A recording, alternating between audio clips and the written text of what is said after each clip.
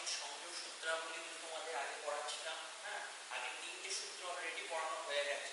হ্যাঁ, রাসায়নিক সংযোগ সূত্রাবলীর 3টে সূত্র অলরেডি পড়া হয়ে গেছে। সেটা হচ্ছে ভরের নিত্যতা সূত্র বলেছি, স্থিরানুপাত সূত্র বলেছি, গুণানুপাত সূত্র বলেছি। এরপর রাসায়নিক সংযোগ সূত্রাবলীর যে 4 নম্বর সূত্র, যেটা পদার্থের ওজন সংক্রান্ত, সেই 4 নম্বর সূত্রটা হচ্ছে মিথনুপাত সূত্র, যাকে ইংরেজিতে বলা হচ্ছে ল অফ রেসিপ্রোকাল প্রপোর্শনস। তো এই সূত্রটা আবিষ্কার করেন বিজ্ঞানী রিক্টার 1792 সালে। হ্যাঁ, বিজ্ঞানী রিক্টার 1792 সালে এই সূত্রটা দিয়েছিলেন। তো আমরা দেখে নেব এই সূত্রটাতে কি বলছে, আগেরগুলোর সঙ্গে এর পার্থক্যটাই ব্যাখ্যা। দেখো, এই সূত্রটা মূল বক্তব্য হলো নির্দিষ্ট ওজনের একই মৌলের সঙ্গে 2 বা ততোধিক মৌল পৃথক পৃথকভাবে যে ভিন্ন ভিন্ন ওজনে রাসায়নিকভাবে যুক্ত হয়, সেই মৌলগুলি নিজেদের মধ্যে পরস্পর বিক্রিয়া করে যৌগ গঠনে সমর্থ হলে ঠিক সেই ওজনে বা ওই ওজনগুলির কোনো একটি বা দুটির সরল গুণিতকের অনুপাতে পরস্পরের সঙ্গে যুক্ত হয়। তাহলে বক্তব্য থেকে বিষয়টা খুব একটা পরিষ্কার হচ্ছে না যতক্ষণ না আমরা এটা উদাহরণ সহযোগে ব্যাপারটা বুঝি। দেখো, তাহলে ধরো 3টে মৌল আছে এ, বি এবং সি। এ, বি এবং সি 3টে মৌল আছে। আমি 3টে মৌলকে এরকম ট্রায়াঙ্গেল করে একটা ত্রিভুজের মতো করে আমি লিখেছি। এ মৌলটা বি মৌলের সঙ্গে যুক্ত হয়ে এবি যৌগ ধরলাম গঠন করেছে, আর এ মৌলটা সি মৌলের সঙ্গে যুক্ত হয়ে ধরলাম এসি যৌগ গঠন করেছে। আর বি এবং সি পরস্পর যুক্ত হয়ে যৌগ গঠনে সমর্থ হলে আমি ধরলাম এরা বিসি যৌগ গঠন করতে পারে। তো এখন দেখবো, তাহলে এ মৌলটা দেখো, এ মৌলটা পৃথক পৃথকভাবে বি মৌলের সঙ্গে যুক্ত হচ্ছে, আবার সি মৌলের সঙ্গে যুক্ত হচ্ছে। বি মৌলের সঙ্গে যুক্ত হয়ে এবি যৌগ আর সি মৌলের সঙ্গে যুক্ত হয়ে এসি যৌগ তৈরি করেছে। তাহলে আমরা দেখব যে এ মৌলের কোনো নির্দিষ্ট ওজনের সঙ্গে বি এবং সি মৌল কি কি অনুপাতে যুক্ত হয়ে যৌগ গঠন করেছে। এ মৌলের একটা নির্দিষ্ট ওজনের সঙ্গে বি এবং সি মৌল কি কি পরিমাণে যুক্ত হয়ে যৌগ গঠন করেছে সেটা আমরা দেখব। যে পরিমাণে যুক্ত হয়ে যৌগ গঠন করবে, এই সূত্র বলছে যে বি এবং সি যদি যৌগ গঠনে সমর্থ হয় তাহলে ওই অনুপাতি বা ওই কোনো সরল গুণিতকের অনুপাতে যুক্ত হয়ে যৌগ গঠন করবে। তাহলে দেখা যাক, আমি ধরে নিয়েছি এবি যৌগে এর জেড গ্রাম বি এর এক্স গ্রামের সঙ্গে যুক্ত হয়ে এবি যৌগটা তৈরি করেছে। এ মৌলের জেড গ্রাম বি মৌলের এক্স গ্রামের সঙ্গে যুক্ত হয়ে এবি যৌগটা তৈরি করেছে, এটা আমি ধরে নিলাম। হ্যাঁ, মানে এবি যৌগে A:B মানে Z:X, ঠিক আছে। সিমিলারলি আমি এটাও ধরে নিলাম এ মৌলের জেড গ্রাম সি মৌলের ওয়াই গ্রামের সাথে বিক্রিয়া করে এসি যৌগটা তৈরি করেছে, অর্থাৎ এসি যৌগে A:C সমান হচ্ছে Z:Y। তাহলে দুটো ক্ষেত্রেই দেখো এর একটা নির্দিষ্ট পরিমাণকে আমরা ধরেছি জেড গ্রাম, সেই জেড গ্রামের সঙ্গে বি মৌল কতটা যুক্ত হয়েছে আর জেড গ্রামের সঙ্গে সি মৌল কতটা যুক্ত হয়েছে সেটা আমরা দেখে নিলাম। তো তার মানে এ মৌলের সঙ্গে বি এবং সি মৌল, ভালো করে বুঝবে, এ মৌলের সঙ্গে বি এবং সি মৌল যে অনুপাতে যুক্ত হয়েছে সেটা X:Y আমরা দেখতে পাচ্ছি। এখন মিথনুপাত সূত্র বলছে যদি বি এবং সি মৌল নিজেদের মধ্যে যুক্ত হয়ে যৌগ গঠনে সমর্থ হয় তবে হয় X:Y অনুপাতে যুক্ত হয়ে যৌগ গঠন করতে হবে, অথবা এরই কোনো সরল গুণিতকের অনুপাতে যুক্ত হয়ে যৌগ গঠন করতে হবে। হ্যাঁ, তাহলে দেখো মিথনুপাত সূত্র অনুযায়ী বিসি যৌগে B:C হতে হবে হয় X:Y অথবা এদেরই কোনো সরল গুণিতকের অনুপাত, অর্থাৎ MX:NY, এটাও হতে পারে। হ্যাঁ, যেখানে M এবং N হচ্ছে সরল কোনো ক্ষুদ্র পূর্ণ সংখ্যা, M এবং N এর মান দুজনকার ক্ষেত্রে সমান হতে পারে, মানে M এবং N এর মান সমান হতে পারে, দুটোই 1 হতে পারে বা দুটোই 2 হতে পারে, 2x:3y বা 3x:4y এরকম হতে পারে। তাহলে m এবং n এর মান সমান হতেও পারে আবার নাও হতে পারে, কিন্তু অবশ্যই এগুলো সরল পূর্ণ সংখ্যা হবে। ঠিক আছে, তাহলে মিথুনবার সূত্র বলছে b এবং c যদি নিজেদের মধ্যে যুক্ত হয়ে যৌগ গঠনের সমর্থ হয় তাহলে হয় x:y অনুপাতে যুক্ত হবে অথবা এদেরই সরল গুণিতকের অনুপাত অর্থাৎ mx:ny, যেখানে m এবং n হলো ক্ষুদ্র পূর্ণ সংখ্যা। ঠিক আছে, তাহলে এবার আরেকবার আমরা বক্তব্যটা দেখে নিই। নির্দিষ্ট ওজনের একই মৌলের সঙ্গে, তাহলে এখানে আমরা নির্দিষ্ট ওজন আমি ধরে নিয়েছি মৌলটা হচ্ছে a, তার নির্দিষ্ট ওজন হচ্ছে z।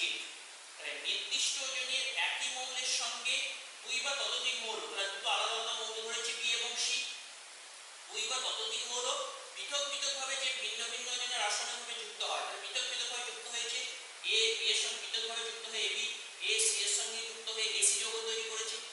পৃথক পৃথকভাবে যে ভিন্ন ভিন্ন ওজনের রাসায়নিকভাবে যুক্ত হয় সেই মৌলগুলি নিজেদের মধ্যে পরস্পর বিক্রিয়া করে যৌগ গঠনে সমর্থ হলে, অর্থাৎ b এবং c যুক্ত হয়ে নিজেদের মধ্যে যৌগ গঠনে সমর্থ হলে আমি ধরে নিলাম বিশি যৌগ গঠন করতে পারে।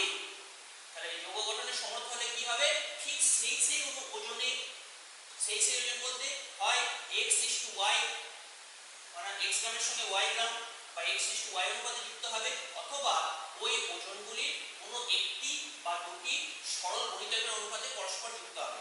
তাহলে আগে যেটা বললাম হয় x:y অনুপাতে অথবা mx:ny, যেখানে m এবং n হচ্ছে কোনো ক্ষুদ্র পূর্ণ সংখ্যা। তাহলে এই হচ্ছে মিথনুপাত সূত্রের বক্তব্য। আচ্ছা, একটা বাস্তব উদাহরণ দিই। দেখো, একটা বাস্তব উদাহরণ দিই। বাস্তব উদাহরণ, এখানে আমি তিনটে বেশিক মৌল নিয়েছি, কার্বন, হাইড্রোজেন এবং অক্সিজেন। কার্বন, হাইড্রোজেন এবং অক্সিজেন তিনটে বেশিক মৌল আমরা নিয়েছি। আমরা জানি কার্বন হাইড্রোজেনের সঙ্গে যুক্ত হয়ে মিথেন যৌগ তৈরি করে CH4, আবার কার্বন অক্সিজেনের সঙ্গে যুক্ত হয়ে কার্বন ডাই অক্সাইড তৈরি করে CO2। ঠিক আছে, আবার হাইড্রোজেন এবং অক্সিজেন যুক্ত হয়ে জল তৈরি করে, সেটাও আমরা জানি।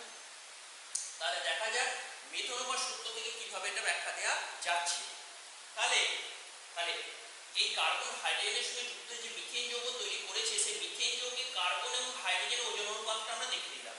তাহলে কার্বন ইস্টু হাইড্রোজেন, মিথেনে দেখো কার্বন ইস্টু হাইড্রোজেন 12:4, মানে 3:1। হ্যাঁ, 3:1 এটা আমরা দেখে নিলাম। আবার কার্বন ডাই অক্সাইড যৌগে, মানে কার্বন অক্সিজেনের সঙ্গে যুক্ত হয়ে যে কার্বন ডাই অক্সাইড যৌগটা তৈরি করেছে, সেই carbon die oxide যৌগে carbon is to oxygen কত আছে দেখে নাও। কার্বন ইস্টু অক্সিজেন আছে 12:32, কার্বনের পারমাণবিক ভর হচ্ছে 12 আর অক্সিজেনের 16 করে, 16 দুগুণে 32, তাহলে 12:32, তার মানে 3:8। তাহলে এখানে কার্বনের 3 গ্রামের সঙ্গে হাইড্রোজেন যুক্ত আছে 1 গ্রাম, দেখো 3 গ্রামের সাথে 1 গ্রাম। কার্বন ডাই অক্সাইড যৌগে কার্বনের 3 গ্রামের সাথে অক্সিজেন যুক্ত আছে 8 গ্রাম, দেখো 3:8। তাহলে কার্বনের নির্দিষ্ট ওজন 3 গ্রামের সঙ্গে হাইড্রোজেন এবং অক্সিজেন যে ওজনে সংযুক্ত হয়েছে সেটা হচ্ছে 1:8, 1:8। তাহলে মিথনুপাত সূত্র কি বলছে, যে হাইড্রোজেন এবং অক্সিজেন যুক্ত হয়ে যদি যৌগ গঠনের সমর্থ হয়, হয় 1:8 অনুপাতে যুক্ত হবে বা কোনো একটি বা দুটি সরল গুণিতকের অনুপাতে যুক্ত হবে। এবার বাস্তব ক্ষেত্রে কি ঘটে সেটা দেখি। বাস্তব ক্ষেত্রে আমরা জানি হাইড্রোজেন এবং অক্সিজেন যুক্ত হয়ে জল তৈরি করে H2O। হ্যাঁ, H2O তে হাইড্রোজেন এবং অক্সিজেনের ওজন অনুপাত হচ্ছে 2:16, 2:16 মানে হচ্ছে 1:8। তাহলে দেখো 1:8 অনুপাতে যুক্ত হওয়ার কথা ছিল, কিন্তু যুক্ত হয়েছেও 1:8 অনুপাতে। তাহলে কি আমরা বলতে পারি না যে মিথনুপাত সূত্র অনুযায়ী কিন্তু রাসায়নিক বিক্রিয়াগুলো অ্যাকচুয়ালি ঘটেছে? হ্যাঁ, তো এটা হলো একটা বাস্তব উদাহরণ। আচ্ছা, এরপর দেখো এই যে মিথনুপাত সূত্র বললাম, হ্যাঁ মিথনুপাত সূত্রের বক্তব্য বললাম, হ্যাঁ ব্যাখ্যাটাও বললাম, একটা পার্টিকুলার উদাহরণ বললাম। এর ব্যতিক্রম আছে, যেমন স্থিরানুপাত সূত্রের ব্যতিক্রম আছে, ভরের নিত্যতা সূত্রের ব্যতিক্রম আছে, গুণানুপাত সূত্রের ব্যতিক্রম আছে, তেমনই মিথনুপাত সূত্রেও ব্যতিক্রম আছে। তাদের ক্ষেত্রে মিথনুপাত সূত্র প্রযোজ্য হবে না। ঠিক গুণানুপাত বা স্থিরানুপাত সূত্রের মতো যদি কোনো একটা মৌলের একাধিক আইসোটোপ থাকে, কোনো একটা মৌলের একাধিক আইসোটোপ থাকে এবং যৌগ গঠনকালে আলাদা আলাদা আইসোটোপ আলাদা আলাদা যৌগ গঠনে ব্যবহার হয়েছে, সেই সব ক্ষেত্রে মিথনুপাত সূত্র খাটবে না। তার মানে কি, দেখো কার্বনের ক্ষেত্রেই ধরো, দেখো কার্বনের 3টে আইসোটোপ হয়, 12 ভর সংখ্যা বিশিষ্ট, 13 ভর সংখ্যা বিশিষ্ট, 14 ভর সংখ্যা বিশিষ্ট। ধরো এরকম হলো কার্বন হাইড্রোজেনের সঙ্গে যুক্ত হয়ে যে মিথেন যৌগ তৈরি করলো, সেখানে কার্বনের 12 আইসোটোপটা ব্যবহার হলো। আবার কার্বন অক্সিজেনের সঙ্গে যুক্ত হয়ে যখন কার্বন ডাই অক্সাইড যৌগ গঠন করলো, সেখানে কার্বনের 14 আইসোটোপটা ব্যবহার হলো। তাহলে পারমাণবিক ভরগুলো কার্বন আলাদা আলাদা হয়ে যাচ্ছে, চেঞ্জ হয়ে যাচ্ছে। সেক্ষেত্রে কিন্তু মিথেনোপার সূত্র খাটবে না। অর্থাৎ এই সূত্রের বক্তব্য হচ্ছে, যদি কোনো মৌলে একাধিক আইসোটোপ থাকে, তাহলে যৌগ গঠনকালে যতগুলো যৌগ গঠন করবে সব যৌগের ক্ষেত্রে একই আইসোটোপ কিন্তু ব্যবহার হতে হবে। হ্যাঁ, যদি আলাদা আলাদা আইসোটোপ ব্যবহার হয় তবে মিথেনোপার সূত্র খাটবে না। ঠিক আছে, এখন আমরা যেটা করব সেটা হচ্ছে, এই মিথেনোপার সূত্রকে কি তুল্যাঙ্ক অনুপাত সূত্র বলা যায়? মিথেনোপার সূত্রকে কি তুল্যাঙ্ক অনুপাত সূত্র বলা যায়, সেটা এবার আমরা দেখব। তাহলে দেখো, তুল্যাঙ্ক অনুপাত সূত্রটা তোমাদের তুল্যাঙ্ক ভার পড়ানোর সময় আমি বলেছিলাম, তো আরেকবার আমি বলে দিচ্ছি তুল্যাঙ্ক অনুপাত সূত্রটা কি ছিল। তুল্যাঙ্ক অনুপাত সূত্রের বক্তব্য ছিল যে রাসায়নিক বিক্রিয়ায় অংশগ্রহণকারী মৌল সমূহ সর্বদাই তাদের নিজ নিজ তুল্যাঙ্ক ভারের অনুপাতে বা তাদের কোনো সরল গুণিতকের অনুপাতে মিলিত হয়ে যৌগ গঠন করে। কোনো রাসায়নিক বিক্রিয়া যখন ঘটে, রাসায়নিক বিক্রিয়ায় যে মৌল অংশগ্রহণ করে তারা তাদের নিজ নিজ তুল্যাঙ্ক ভারের অনুপাতে যুক্ত হয়ে বা তাদের সরল গুণিতকের অনুপাতে যুক্ত হয়ে যৌগ গঠন করে। এটা ছিল তুল্যাঙ্ক অনুপাত সূত্রের বক্তব্য। এবার মিথেনোপাত সূত্র থেকে অ্যাকচুয়ালি আমরা দেখব কি ঘটনা ঘটছে। হ্যাঁ, সেই অনুযায়ী আমরা বলতে পারবো যে মিথেনোপাত সূত্রকে তুল্যাঙ্ক অনুপাত সূত্র বলা যায় কি যায় না। তাহলে মিথেনোপাত সূত্রের ক্ষেত্রে দেখো, আমি যে বাস্তব উদাহরণটা দিলাম তোমাদের, হ্যাঁ, কার্বন হাইড্রোজেনের সঙ্গে যুক্ত হয়ে মিথেন যৌগ তৈরি করে। মিথেন যৌগে কার্বন ইস্টু হাইড্রোজেন হচ্ছে 3:1। আবার কার্বন অক্সিজেনের সঙ্গে যুক্ত হয়ে কার্বন ডাই অক্সাইড যৌগ তৈরি করে। Carbon die oxide যৌগে carbon is to oxygen হচ্ছে 3:8। হ্যাঁ, বাস্তব ক্ষেত্রে, হ্যাঁ, যখন তাহলে কার্বনের 3 ভাগের সঙ্গে হাইড্রোজেন আর অক্সিজেন যে ভিন্ন ভিন্ন অনুপাতে যুক্ত হয়েছে সেটা হচ্ছে 1:8। এখন হাইড্রোজেন আর অক্সিজেন যুক্ত হয়ে যখন যৌগ গঠন করে, সেখানেও আমরা দেখতে পাচ্ছি, হ্যাঁ, হাইড্রোজেন এবং অক্সিজেনের ওজন অনুপাত হচ্ছে 1:8। এটা ছিল মিথেনোপাত সূত্র। তাহলে দেখো, এখন কার্বনের তুল্যাঙ্ক ভার হচ্ছে, আমরা জানি 3। কার্বনের তুল্যাঙ্ক ভার হচ্ছে 3, হাইড্রোজেনের তুল্যাঙ্ক ভার হচ্ছে 1, অক্সিজেনের তুল্যাঙ্ক ভার হচ্ছে 8। ঠিক আছে, তার মানে কি, দেখো প্রত্যেকটা যৌগের তুল্যাঙ্ক ভারের অনুপাতে যুক্ত হয়েছে। মিথেন যৌগে তাহলে 3 গ্রামের সঙ্গে 1 গ্রাম যুক্ত হয়েছে, অর্থাৎ কার্বনের তুল্যাঙ্ক ভার হচ্ছে 3, হাইড্রোজেনের তুল্যাঙ্ক ভার হচ্ছে 1, তাহলে 3 গ্রামের সঙ্গে 1 গ্রাম যুক্ত হয়েছে। কার্বন ডাই অক্সাইড যৌগে 3 গ্রামের সাথে 8 গ্রাম সংযুক্ত হয়েছে, অর্থাৎ তুল্যাঙ্ক ভারের অনুপাতে যুক্ত হয়েছে। আবার জল H2O, হ্যাঁ, যেটা কিনা মিথেনোপাত সূত্র থেকে বলছে 1:8 অনুপাতে যুক্ত হবে, সেই 1:8 অনুপাতে যদি যুক্ত হয়ও, তাহলে আমরা দেখতে পাচ্ছি সেটা তুল্যাঙ্ক ভারের অনুপাতে হচ্ছে, কারণ হাইড্রোজেনের তুল্যাঙ্ক ভার হচ্ছে 1, অক্সিজেনের তুল্যাঙ্ক ভার হচ্ছে 8। তার মানে কি আমরা বলতে পারি না যে মিথেনোপাত সূত্র প্রকৃতপক্ষে তুল্যাঙ্ক অনুপাত সূত্রেরই নামান্তর? অর্থাৎ মিথেনোপাত সূত্রকে অন্যভাবে বলতে গেলে এটাকে তুল্যাঙ্ক অনুপাত সূত্রই বলা চলে। সুতরাং এই যে বক্তব্যটা আমি বলেছিলাম, এই বক্তব্যটা এইভাবে জাস্টিফাই করা সম্ভব হলো যে মিথেনোপাত সূত্রকে তুল্যাঙ্ক অনুপাত সূত্র বলা যায়। আচ্ছা, মিথেনোপাত সূত্রে একটা গাণিতিক সমস্যা নিয়ে আলোচনা করি যে কিভাবে অঙ্কগুলো আসে। একটা তোমাদের আমি বুঝিয়ে দিচ্ছি, এই সংক্রান্ত আরো অনেক অঙ্ক বই আছে, সেগুলো দেখবে। দেখো অঙ্কটা, এ, বি এবং সি 3টে মৌল 1 গ্রামে 1.33 গ্রাম বি এর সঙ্গে যুক্ত হয়। 1 গ্রাম বি 0.125 গ্রাম সি এর সঙ্গে যুক্ত হয়। আর 1 গ্রাম সি 6 গ্রাম এ এর সঙ্গে যুক্ত হয়। এই তথ্য মিথেনোপাত সূত্রের সঙ্গে সঙ্গতি সম্পন্ন কিনা দেখাও। তো কিছু ডাটা দিয়ে দিয়েছে আমাদের, কিছু তথ্য দিয়ে দিয়েছে। এই তথ্যগুলো যে মিথেনোপাত সূত্রের সঙ্গে সঙ্গতি সম্পন্ন, সেটা আমাদের প্রমাণ করে দেখাতে হবে। তো মিথেনোপাত সূত্রে অঙ্ক করতে গেলে প্রথমেই 3টে বিভিন্ন মৌলকে চিহ্নিত করে এরকম একটা ত্রিভুজ বানিয়ে ফেলতে হবে।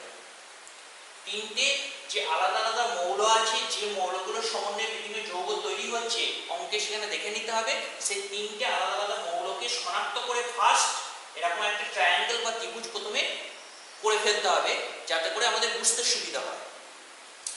তো এখানে আমরা তিনটে মৌলের কথা দেখতে পাচ্ছি, এ বি এবং সি। তো আমি তিনটে মৌলকে ত্রিভুজের মতো করে আমি করে নিয়েছি। হ্যাঁ, উপরে বি দিয়েছি, নিচে এ দিয়েছি, এখানে সি দিয়েছি। এরকমই দিয়ে দিতে হবে, তার কোনো মানে নেই। উপরে এ দিতে পারি, হ্যাঁ এখানে বি দিতে পারি, এখানেও সি দিতে পারি, কোনো অসুবিধা নেই। আমি জাস্ট একটা উদাহরণ বোঝাচ্ছি। উপরে বি দিয়েছি, এখানে এ দিয়েছি, এখানে সি দিয়েছি। এইবার আমরা দেখব যে তথ্যগুলো থেকে হ্যাঁ কত গ্রাম মৌলের সঙ্গে কত গ্রাম মৌল সংযুক্ত সেগুলো আমরা দেখে নেব। তাহলে দেখো বলেছে 1 গ্রাম এ 1.33 গ্রাম বি এর সঙ্গে যুক্ত হয়। 1 গ্রাম এ, তো আমি যেহেতু বিটাকে উপরে লিখেছি আমি বিটাকে ফিক্সড ধরে নিলাম। তাহলে আমরা দেখব যে 1 গ্রাম বি এর সঙ্গে কত গ্রাম এ আর কত গ্রাম সি সংযুক্ত।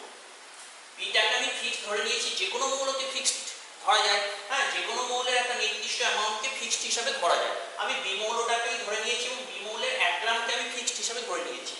তাহলে আমি দেখব যে বি মৌলের 1 গ্রামের সঙ্গে এ মৌলের কত গ্রাম যুক্ত হয়েছে আর বি মৌলের 1 গ্রামের সঙ্গে সি মৌলের কত গ্রাম যুক্ত হয়েছে, এটা আমরা দেখব। তাহলে দেখো 1 গ্রামে 1.33 গ্রাম বি এর সঙ্গে যুক্ত হয় বলেছে। আমি তাহলে দেখে ঘুরিয়ে লিখলাম যে 1.33 গ্রাম বি এর সঙ্গে সংযুক্ত এ এর পরিমাণ হচ্ছে 1 গ্রাম। 1.33 গ্রাম বি এর সঙ্গে 1 গ্রাম এ যুক্ত হয়। তাহলে 1 গ্রাম বি এর সাথে কত গ্রাম এ যুক্ত হয়? 1 গ্রাম বি এর সাথে আমরা দেখতে পাচ্ছি 0.75 গ্রাম এ যুক্ত হয়েছে। তাহলে বি এর 1 গ্রাম, বি এর বাঁ দিকে 1 গ্রাম লিখলাম, এ এর বাঁ দিকে লিখলাম 0.75 গ্রাম, কারণ 1 গ্রাম বি এর সঙ্গে 0.75 গ্রাম এ যুক্ত হয়েছে। তারপরটা দেখো কি বলেছে, 1 গ্রাম বি এর সঙ্গে 0.125 গ্রাম সি এর সঙ্গে যুক্ত হয়। তাহলে এটা বলেই দিয়েছি। তাহলে বি এর 1 গ্রামের সাথে সি যুক্ত হয় 0.125 গ্রাম, এটা বলেই দিয়েছে। তাহলে যেহেতু বি এর 1 গ্রামই আছে, আলাদা করে 1 গ্রামের সঙ্গে কতটা সংযুক্ত হয় সি সেটা বার করার দরকার নেই। তাহলে বি এর 1 গ্রামের সাথে সি সংযুক্ত হয়েছে 0.125 গ্রাম। তাহলে দেখো বি এর একটা নির্দিষ্ট অ্যামাউন্ট 1 গ্রামের সঙ্গে এ যুক্ত 0.75 গ্রাম, সি যুক্ত 0.125 গ্রাম। তাহলে বি এর 1 গ্রামের সাথে এ এবং সি যে অনুপাতে সংযুক্ত সেই অনুপাতটা আমি বার করে নিলাম। দেখো 0.75:0.125, 0.75:0.125, এই অনুপাতটা হচ্ছে 6:1। হ্যাঁ, উভয় পক্ষকে যদি 0.125 দিয়ে ভাগ করা হয় তাহলে ডান পক্ষে এটা 1 হয়ে যাচ্ছে, আর একে যদি ভাগ করো দেখো 6 এর কাছাকাছি হচ্ছে, সেটাকে 6ই ধরে নেওয়া হয়। তাহলে 6:1 হচ্ছে। তাহলে বি এর 1 গ্রামের সাথে এ এবং সি এর যে অনুপাত সেটা হচ্ছে 6:1। এবার বাস্তব ক্ষেত্রে যে তথ্যগুলো দেওয়া আছে সেটা দেখো 1 গ্রাম সি 6 গ্রাম এর সঙ্গে যুক্ত হয়, 1 গ্রাম সি 6 গ্রাম এর সঙ্গে সংযুক্ত হয়। আর যে তথ্যটা দেওয়া আছে এটা অন্য কালিতে এখানে তলায় লিখেছি, এই তথ্যগুলো দেওয়াই আছে যে 1 গ্রাম সি এর সঙ্গে 6 গ্রাম এ সংযুক্ত, এটা তথ্যটা দেওয়া আছে। আর আমরা যে অনুপাতটা বার করলাম যে 1 গ্রাম বি এর সঙ্গে প্রকৃতপক্ষ এ এবং সি এর কি অনুপাত থাকার কথা সেটাও দিয়েছে, দেখো 6:1। তার মানে আমরা বলতে পারি হ্যাঁ যে উপরের তথ্যগুলো মিতনুপাত সূত্র সম্মত। আচ্ছা, নেক্সট হচ্ছে গেলুসাকের গ্যাস আয়তন সূত্র। হ্যাঁ, তোমাদের এর আগে যে 4টে সূত্র বললাম, ভরের নিত্যতা সূত্র, স্থিরানুপাত সূত্র, গুণানুপাত সূত্র, মিথুনুপাত সূত্র, সেগুলোকে বলা হয়েছিল কি পদার্থের ওজন সংক্রান্ত, এবং ওই 4টে সূত্রকে একসাথে বলা হয়েছিল তৌলিক সূত্র। হ্যাঁ, ওগুলো ছিল সবই পদার্থের ওজন সংক্রান্ত। এখন আরেকটা সূত্র আছে রাসায়নিক সংযোগ সূত্রাবলী, যে লাস্ট সূত্র সেটা কিন্তু পদার্থের আয়তন সম্পর্কিত, এবং সেই সূত্রটা হচ্ছে গেলুসাকের গ্যাস আয়তন সূত্র। যদিও ক্লাস 10-এ বেসিক আইডিয়াটা ছিল, সেটাই এখানে আছে, বিশেষ কিছু নেই। আমরা শুধু সূত্রটা বিষয়টি একটু জানবো। হ্যাঁ, এবং এর কিছু ব্যতিক্রম বা কিছু পার্থক্য আছে রাসায়নিক সংযোগ সূত্রে বাকি যে সূত্রগুলো পড়েছিলাম তাদের সাথে, সেই বিষয়গুলো একটু জানবো। তো দেখা যাক এই গেলুসাকের গ্যাস আয়তন সূত্রে বক্তব্যটা। গেলুসাক এই সূত্রটা দিয়েছিলেন 1808 খ্রিস্টাব্দে। হ্যাঁ, এবং বহুদিন ধরে বিজ্ঞানীরা পরীক্ষা নিরীক্ষা করছিলেন কি বিষয়ে, যে বিক্রিয়ক গ্যাসগুলোর আয়তনের সঙ্গে উৎপন্ন গ্যাসের আয়তনের কোনো সম্পর্ক আছে কিনা, বা থাকলেও সেটা কি। অবশেষে 1808 খ্রিস্টাব্দে সর্বপ্রথম গেলুসাক তিনি বিভিন্ন পরীক্ষা নিরীক্ষার মাধ্যমে এই সিদ্ধান্তে উপনীত হলেন যে রাসায়নিক বিক্রিয়ায় বিক্রিয়ক গ্যাসগুলির আয়তনের সঙ্গে উৎপন্ন গ্যাসের আয়তনের মধ্যে একটা সম্পর্ক আছে। রাসায়নিক বিক্রিয়ায় বিক্রিয়ক গ্যাসগুলির আয়তনের সঙ্গে উৎপন্ন গ্যাসের আয়তনের মধ্যে একটা সম্পর্ক আছে এবং এই সম্পর্কটাই তিনি তার সূত্রের মাধ্যমে কি করলেন, প্রকাশ করলেন। তো দেখা যাক এবার সূত্রটা কি। গেলুসাক বললেন যে একই চাপ ও উষ্ণতা, এখানে গুরুত্বপূর্ণ একটা টার্ম ইউজ করা হয়েছে, একই চাপ ও উষ্ণতায় দুই বা ততোধিক গ্যাসীয় পদার্থের রাসায়নিক বিক্রিয়ার সময় গ্যাসগুলির আয়তন সরল অনুপাতে থাকে এবং বিক্রিয়ার ফলে উৎপন্ন পদার্থগুলিও যদি গ্যাসীয় হয় তবে উৎপন্ন গ্যাসগুলির আয়তন বিক্রিয়ক গ্যাসগুলির আয়তনের সঙ্গে সরল অনুপাতে থাকবে। তার মানে কি, দুই বা ততোধিক গ্যাসীয় পদার্থের রাসায়নিক বিক্রিয়ার সময়, অর্থাৎ প্রথমেই বলে রাখি যে গেলুসাকের গ্যাস আয়তন সূত্রটা একমাত্র গ্যাসীয় বিক্রিয়ার ক্ষেত্রেই প্রযোজ্য। গ্যাসীয় বিক্রিয়া বলতে যেখানে বিক্রিয়াজাত পদার্থ সবই গ্যাসীয়, তাদের ক্ষেত্রে গেলুসাকের গ্যাস আয়তন সূত্রটা প্রযোজ্য। তাহলে এইরকম কোন একটা গ্যাসীয় বিক্রিয়ায় বলছে বিক্রিয়ক গ্যাসগুলোর আয়তন সরল অনুপাতে থাকবে, অর্থাৎ বিক্রিয়ক গ্যাসগুলো সরল আয়তন অনুপাতে বিক্রিয়া করবে এবং বিক্রিয়ার ফলে যে বিক্রিয়াজাত পদার্থটা তৈরি হবে সেটাও যদি গ্যাসীয় হয় তাহলে তার আয়তনও বিক্রিয়ক গ্যাসগুলোর আয়তনের সঙ্গে সরল অনুপাতে থাকবে। খুব সিম্পল একটা বক্তব্য। তো বাস্তব ক্ষেত্রে আমরা দেখি, বাস্তব উদাহরণ আমরা জানি, যে এক আয়তন হাইড্রোজেন এক আয়তন ক্লোরিনের সঙ্গে বিক্রিয়া করে দু আয়তন হাইড্রোজেন ক্লোরাইড গ্যাস উৎপন্ন করে। এক আয়তন হাইড্রোজেন এক আয়তন ক্লোরিনের সঙ্গে বিক্রিয়া করে দু আয়তন হাইড্রোজেন ক্লোরাইড গ্যাস উৎপন্ন করে। এখানে হাইড্রোজেন এবং ক্লোরিনের অনুপাত কত? আয়তন অনুপাত হচ্ছে 1:1। এগুলোর আগে কিছু নেই, মানে 1 আছে। তাহলে 1:1, তাহলে বিক্রিয়ক গ্যাসগুলোর আয়তন অনুপাত হচ্ছে 1:1। বিক্রিয়াজাত পদার্থ হচ্ছে হাইড্রোজেন ক্লোরাইড গ্যাস, তার আয়তন দেখো 2 আয়তন। তাহলে বিক্রিয়ক গ্যাসগুলোর আয়তনের সঙ্গে বিক্রিয়াজাত হাইড্রোজেন ক্লোরাইড গ্যাসের আয়তন অনুপাত হচ্ছে 1:1:2। তাহলে এটা হচ্ছে একটা সরল অনুপাত। অর্থাৎ আমরা দেখতে পেলাম যে বিক্রিয়ক গ্যাসগুলো যেমন সরল আয়তন অনুপাতে বিক্রিয়া করছে, বিক্রিয়ার ফলে উৎপন্ন পদার্থ যদি গ্যাসীয় হয় তাহলে তার আয়তনটা বিক্রিয়ক গ্যাসগুলোর আয়তনের সঙ্গে সরল অনুপাতেই থাকছে। তাহলে এটাই হচ্ছে গেলুসাকের গ্যাস আয়তন সূত্রের বক্তব্য। আরো দুটো উদাহরণ দিয়েছি। আমরা জানি বাস্তব ক্ষেত্রে হাইড্রোজেন অক্সিজেনের সঙ্গে যুক্ত হয়ে স্টিম উৎপন্ন করে। স্টিম হচ্ছে একটা গ্যাসীয় পদার্থ। হাইড্রোজেন অক্সিজেনের সঙ্গে যুক্ত হয়ে স্টিম উৎপন্ন করে। তাহলে এখানে দেখো হাইড্রোজেন অক্সিজেন ও স্টিমের যে আয়তন অনুপাত সেটা হচ্ছে 2:1:2। 2:1:2। তাহলে এটা হচ্ছে একটা সরল অনুপাত। এটাও একটা সরল অনুপাত। তাহলে এটাও গেলুসাকের গ্যাস আয়তন সূত্র অনুযায়ী কিন্তু ঘটছে, আমরা বলতে পারি। নেক্সট আরেকটা বিক্রিয়া বলি। এটা খুব গুরুত্বপূর্ণ একটা বিক্রিয়া, তোমরা পড়ে এসেছো যে নাইট্রোজেন হাইড্রোজেনের সঙ্গে বিক্রিয়া করে অ্যামোনিয়া তৈরি করে। এখানে দেখো এক আয়তন নাইট্রোজেন 3 আয়তন হাইড্রোজেনের সঙ্গে বিক্রিয়া করে 2 আয়তন অ্যামোনিয়া তৈরি করছে। তাহলে নাইট্রোজেন হাইড্রোজেন এবং অ্যামোনিয়া বিক্রিয়াত যে গ্যাসটা তৈরি হয়েছে সেটা হচ্ছে অ্যামোনিয়া। তাহলে নাইট্রোজেন হাইড্রোজেন এবং অ্যামোনিয়া গ্যাসের আয়তন অনুপাত হচ্ছে 1:3:2।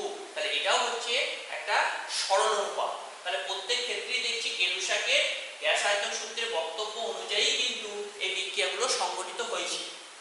এইবার আসি এর সীমাবদ্ধতা। গেলুসাকের গ্যাস আয়তন সূত্রে কি আছে? সীমাবদ্ধতাও আছে। কি সীমাবদ্ধতা? তাহলে একটু আগেই বললাম যে গেলুসাকের গ্যাস আয়তন সূত্র কেবলমাত্র গ্যাসীয় বিক্রিয়ার ক্ষেত্রেই প্রযোজ্য। কেবলমাত্র গ্যাসীয় বিক্রিয়ার ক্ষেত্রেই প্রযোজ্য। কঠিন বা তরলের ক্ষেত্রে কিন্তু এটা মোটেই প্রযোজ্য নয়। কেন প্রযোজ্য নয়? কারণ কঠিন বা তরল পদার্থের আয়তন গ্যাসীয় পদার্থের আয়তনের তুলনায় নগণ্যই আমরা ধরতে পারি। কঠিন বা তরল পদার্থের আয়তন গ্যাসীয় পদার্থের আয়তনের তুলনায় নগণ্য, এটা আমরা ধরতে পারি। এই কারণে কেবলমাত্র এটা গ্যাসীয় বিক্রিয়ার ক্ষেত্রেই প্রযোজ্য। অর্থাৎ বিক্রিয়া এবং বিক্রিয়াজাত পদার্থগুলো যদি গ্যাসীয় হয় তার ক্ষেত্রে কিন্তু এই গেলুসাকের গ্যাস আয়তন সূত্র প্রযোজ্য। একটা উদাহরণ দিই। যেমন ধরো অ্যামোনিয়া NH3 HCl এর সঙ্গে বিক্রিয়া করে অ্যামোনিয়াম ক্লোরাইড তৈরি করে NH4Cl। অ্যামোনিয়া হচ্ছে গ্যাস, HCl হচ্ছে গ্যাস, অ্যামোনিয়াম ক্লোরাইড হচ্ছে সলিড, কঠিন। এই বিক্রিয়াটা তোমরা পড়েছো, দুটো গ্যাসের বিক্রিয়া একটি কঠিন পদার্থ উৎপন্ন হয়। তার উদাহরণ হিসেবে তোমরা ক্লাস 10 এই বিক্রিয়াটার কথা সকলেই জানো। তো এখানে দেখো অ্যামোনিয়া এবং হাইড্রোজেন ক্লোরাইড যে গ্যাস, তারা কিন্তু কি আছে? তারা গ্যাসীয় অবস্থাতেই আছে। কিন্তু বিক্রিয়ার ফলে যে বিক্রিয়াজাত পদার্থ তৈরি হয়েছে অ্যামোনিয়াম ক্লোরাইড, সেটা কিন্তু কঠিন, সলিড। তাহলে এখানে আমরা বলতে পারি গেলুসাকের গ্যাস আয়তন সূত্র অনুযায়ী যে অ্যামোনিয়া এবং HCl অর্থাৎ বিক্রিয়ক গ্যাসগুলো কি করেছে? সরল আয়তন অনুপাতে বিক্রিয়া 1:1 অনুপাতে বিক্রিয়া করেছে, এক আয়তন অ্যামোনিয়ার সাথে এক আয়তন সোডিয়াম ক্লোরাইড বিক্রিয়া করেছে। কিন্তু যেহেতু বিক্রিয়াজাত পদার্থ অ্যামোনিয়াম ক্লোরাইড সেটা হচ্ছে একটা সলিড কঠিন পদার্থ, তাহলে তার আয়তন কিন্তু বিক্রিয়ক অ্যামোনিয়া এবং HCl এর সঙ্গে কি হবে না, আয়তন সরল আয়তন অনুপাতে কিন্তু হবে না। অর্থাৎ এই বিক্রিয়ার ক্ষেত্রে আমরা বলতে পারি গেলুসাকের গ্যাস আয়তন সূত্র প্রযোজ্য নয়। তাহলে এটা হচ্ছে গেলুসাকের গ্যাস আয়তন সূত্রের একটা সীমাবদ্ধতা। আচ্ছা, এইবার এইখানে আরেকটা প্রশ্ন অনেক সময় আসে যে অন্যান্য রাসায়নিক সংযোগ সূত্রের সঙ্গে গেলুসাকের গ্যাস আয়তন সূত্রের কি বেসিক ডিফারেন্স, পার্থক্যটা কি? অন্যান্য রাসায়নিক সংযোগ সূত্রগুলি বলতে ওই যে ভরের নিত্যতা সূত্র, স্থিরানুপাত সূত্র, গুণানুপাত সূত্র, মিথানুপাত সূত্র, এই যে সূত্রগুলো বললাম, এর সাথে গেলুসাকের গ্যাস আয়তন সূত্রের বেসিক ডিফারেন্সটা কি, মৌলিক পার্থক্যটা কি? তাহলে মৌলিক পার্থক্যটা কি? একটা তো খুব গুরুত্বপূর্ণ, যেটা বারবার বলে আসছি, যে অন্যান্য রাসায়নিক সংযোগ সূত্রাবলীগুলো অর্থাৎ ভরের নিত্যতা সূত্র, স্থিরানুপাত সূত্র, গুণানুপাত সূত্র, মিথানুপাত সূত্র সবই হচ্ছে পদার্থের ওজন সংক্রান্ত। আর গেলুসাকের গ্যাস আয়তন সূত্রটা হলো গ্যাসীয় পদার্থের কি সংক্রান্ত, আয়তন সংক্রান্ত। তাহলে এটা হচ্ছে একটা মেইন ডিফারেন্স। তারপর দেখো 2 নম্বর হচ্ছে, তাহলে 1 নম্বরটা আমি বললাম কি, যে অন্যান্য রাসায়নিক সংযোগ সূত্রাবলীগুলো পদার্থের ওজন সংক্রান্ত, গেলুসাকের গ্যাস আয়তন সূত্রটা পদার্থের আয়তন সম্পর্কিত। এটা হলো 1 নম্বর পার্থক্য। 2 নম্বর পার্থক্য দেখো, অন্যান্য রাসায়নিক সংযোগ সূত্রাবলীগুলো যখন বলছি আমরা একই চাপ ও উষ্ণতার কথা কিন্তু কখনো উল্লেখ করিনি, কিন্তু গেলুসাকের গ্যাস আয়তন সূত্র বলার সময় একই চাপ ও উষ্ণতা এটা অবশ্যই কিন্তু উল্লেখ করতে হবে, মাস্ট। তাহলে এটাও হচ্ছে একটা বেসিক ডিফারেন্স। আরেকটা কি, আরেকটা হচ্ছে 3 নম্বর যেটা, সেটা ডাল্টনের যে পরমাণুবাদ আছে, ডাল্টনের পরমাণুবাদের সাহায্যে গেলুসাকের গ্যাস আয়তন সূত্রে কিন্তু ব্যাখ্যা করা যায় না। ডাল্টনের পরমাণুবাদের সাহায্যে গেলুসাকের গ্যাস আয়তন সূত্র ব্যাখ্যা করা যায় না, কিন্তু ডাল্টনের পরমাণুবাদের সাহায্যে বাকি যে রাসায়নিক সংযোগ সূত্রাবলীগুলো আছে, স্থিরানুপাত, ভরের নিত্যতা সূত্র, গুণানুপাত, মিথানুপাত, এগুলো কিন্তু ডাল্টনের পরমাণুবাদের সাহায্যে ব্যাখ্যা করা যায়। এবং সেই ব্যাখ্যাগুলো আমি এখানে সেই সুযোগ পাইনি বলে ডিটেলসে হয়তো বলিনি, কিন্তু ব্যাখ্যা করা যায়। কিন্তু গেলুসাকের গ্যাস আয়তন সূত্রটা ডাল্টনের পরমাণুবাদের সাহায্যে ব্যাখ্যা করা যায় না। তাহলে এই 3টে বেসিক ডিফারেন্স আছে। রাসায়নিক সংযোগ যে অন্যান্য সূত্রাবলীগুলো আছে যেগুলো পদার্থের ওজন সম্পর্কিত ছিল, আর তার সঙ্গে গেলুসাকের গ্যাস আয়তন সূত্রে এই হচ্ছে ডিফারেন্স।